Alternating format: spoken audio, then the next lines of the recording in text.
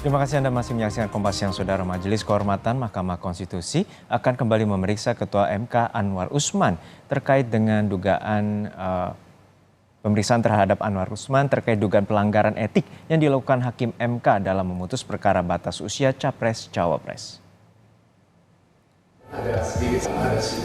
Majelis Kehormatan Mahkamah Konstitusi telah rampung memeriksa 6 hakim konstitusi per Rabu 1 November 2023 dalam sidang dugaan pelanggaran kode etik. Dari pemeriksaan, Ketua MK Jimli Asidiki mengungkapkan adanya dugaan tindakan berbohong yang dilakukan Hakim MK. Dalam 2 hari terakhir, MK sudah memeriksa Ketua MK Anwar Usman, Hakim Konstitusi Arief Hidayat, Enu Nurbaningsi, Sali Isra, Manahan Sitompul, dan Suhartoyo.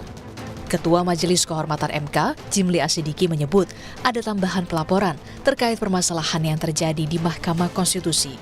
Saat ini, total ada 11 pelaporan. Pelaporan terbaru yang masuk adalah soal adanya dugaan pembiaran oleh 8 hakim MK atas ikutnya hakim ketua yang memiliki hubungan kekeluargaan dalam memutus perkara batas usia Capres-Cawapres. Atas laporan itu, Jimli akan mengklarifikasinya dengan 9 hakim MK yang memutus perkara gugatan. Oh, sudah tambah 1 lagi, pembiaran jadi 11. Ya, itu udah berapa persen yang maksudnya Semua sudah kita klarifikasi kecuali yang baru-baru tadi soal pembiaran. Ya Pak, ini tadi sudah kita tanya juga soal itu. Maksudnya terang benderang melanggar atau tidak? Nggak, sepanjang menyangkut isu yang dilaporkan kemarin sudah terang, tapi sekarang tumbuh berkembang baru-baru lagi. Jadi 9 hakim atau 8 hakim kok membiarkan, nggak mengingatkan. Padahal ini kan ada konflik kepentingan. Kok ada sidang dihadiri oleh ketua yang punya hubungan kekeluargaan. Kan itu kan semua orang tahu bahwa ada hubungan kekeluargaan. Kok dibiarin, nggak diingatkan. Nah, sehingga 99 itu dituduh semuanya melanggar semua karena membiarkan itu. Salah satu pelapor dari Perekat Nusantara menilai Ketua MK Anwar Usman melanggar prinsip independensi dan prinsip ketidakberpihakan dalam memutus perkara batas usia Capres-Cawapres. Hal itu karena Anwar memiliki hubungan keluarga dengan Presiden Jokowi dan bakal calon wakil Presiden Gibran yang diuntungkan dengan putusan MK.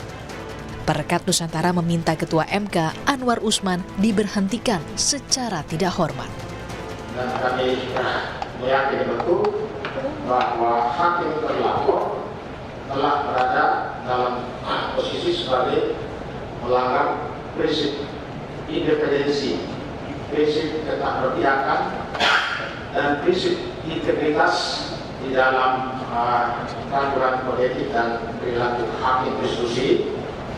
Dan untuk itu, dari Perekat Nusantara dan Tim Pembela Demokrasi Indonesia meminta kepada Majelis Kehormatan Mahkamah Konstitusi agar dalam persidangannya memutuskan dengan memberi sanksi berat berupa pemberhentian dengan tidak hormat.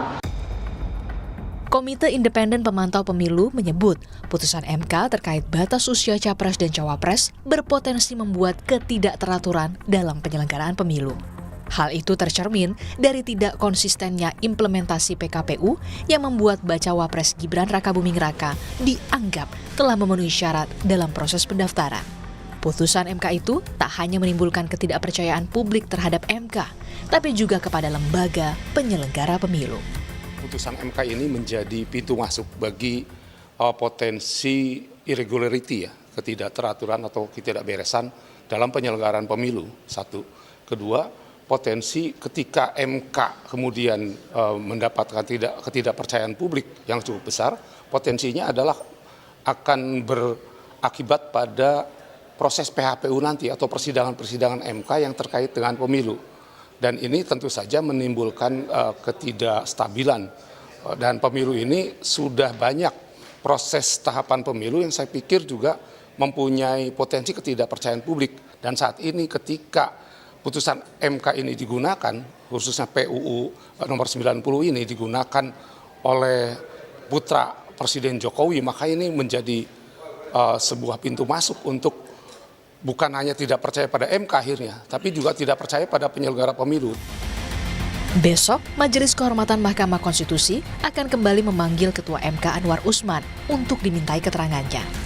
Anwar akan dimintai keterangannya soal proses administrasi yang dilakukan oleh Hakim MK dalam proses pengambilan keputusan. Tim Liputan, Kompas TV.